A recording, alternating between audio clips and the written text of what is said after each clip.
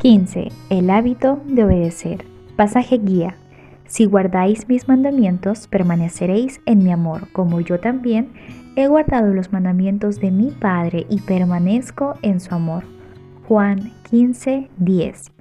El hábito de Jesús de obedecer nos lleva a tomar la decisión de actuar según la voluntad de Dios, basados en lo que Él ha dicho en su palabra, y buscar la dirección del Espíritu Santo cuando no encontremos indicaciones específicas en las Escrituras. Jesús nos mostró cómo ser obedientes.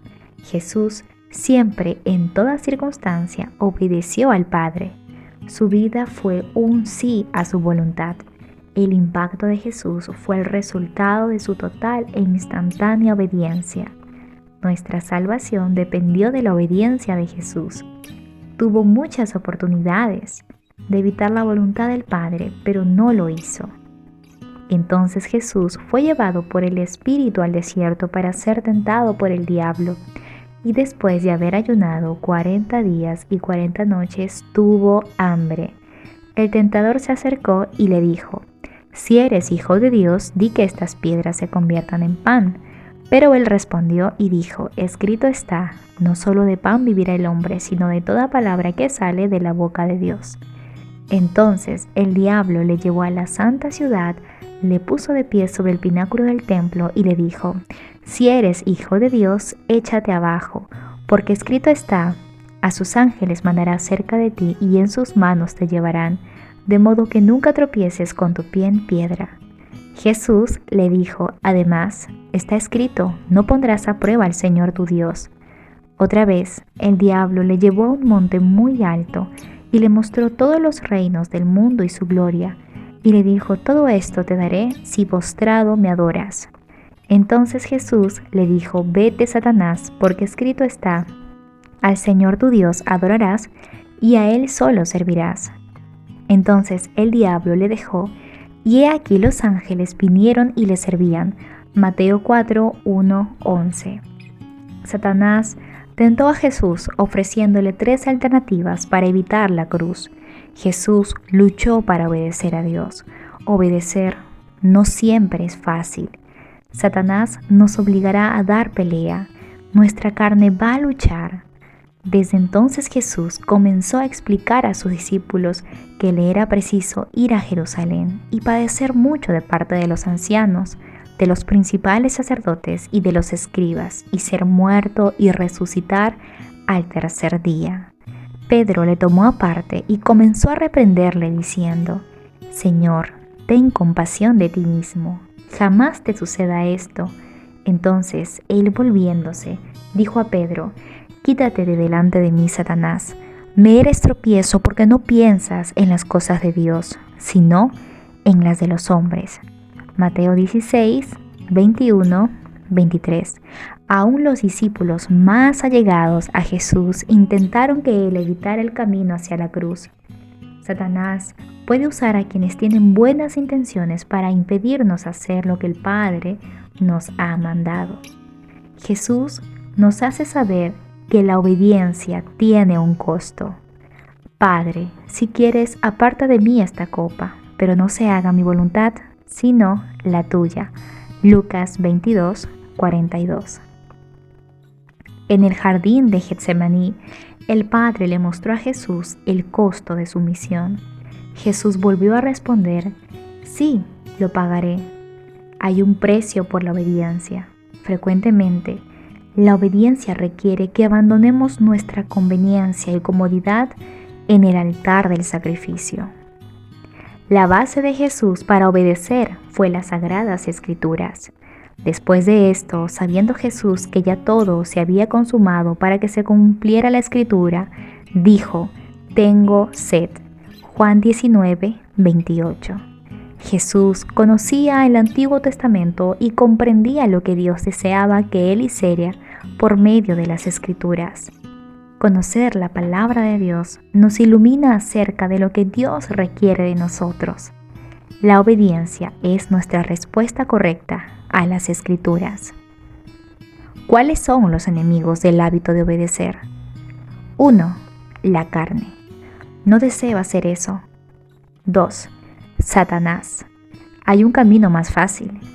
3. Dejar para más tarde. Permítame pensar en eso. Por ahora, no. Conveniencia. Hay que conceder demasiado. 5. La gente. ¿Qué irán a pensar? Haga de la obediencia un hábito. Decida obedecer. La obediencia es siempre una decisión. Usted no tiene que sentir que tiene que obedecer. No hay excusas para no hacer lo que es correcto. La opción de obedecer está siempre sobre la mesa. Si esperamos hasta que sintamos que tenemos que obedecer a Dios, la obediencia muy probablemente nunca se hará práctica. Como dice el anuncio de Nike, solo hazlo. Acepte que haber obedecido a Dios produce el mejor sentimiento que usted jamás haya experimentado. Los sentimientos son mucho más valiosos que el placer pasajero de decir sí a la tentación. No podemos vivir guiados por nuestros sentimientos, pero estos son importantes, y no hay sentimiento mayor que aquel que se experimenta cuando usted ha obedecido a Dios y ha dicho no a los intentos de Satanás por desviarlo de la voluntad de Dios. Comprenda que su felicidad en la vida depende de decirle sí a Dios. Cuando hacemos lo que Dios ha dicho, el resultado inmediato es gozo interior. Un cristiano que se ha desviado fuera de la voluntad de Dios no es un cristiano feliz. Si usted no es feliz, lo primero que debe hacer es preguntarse, ¿he desobedecido a Dios?